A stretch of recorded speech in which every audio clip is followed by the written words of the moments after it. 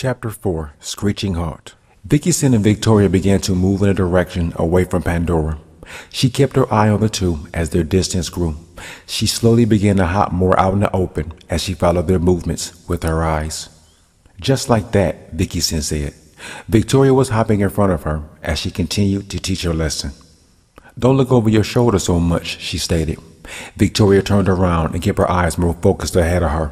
"Like this," Victoria said, seeking approval. "Yes, like that," Vicky returned.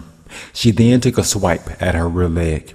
The impact was powerful enough to hurt her, but it did not knock her down. "No!" Pandora yelled out.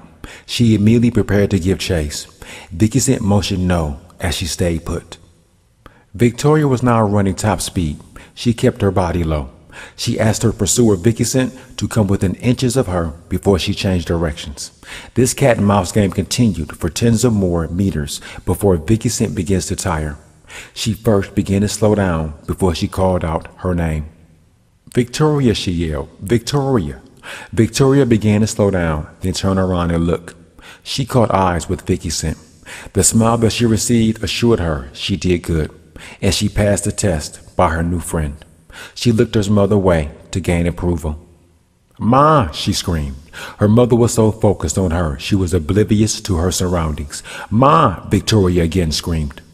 Vicky, hearing the tone of Victoria's voice and fear in her eyes, turned. She turns and looks. What her eyes capture does nothing to the sound her ears hear.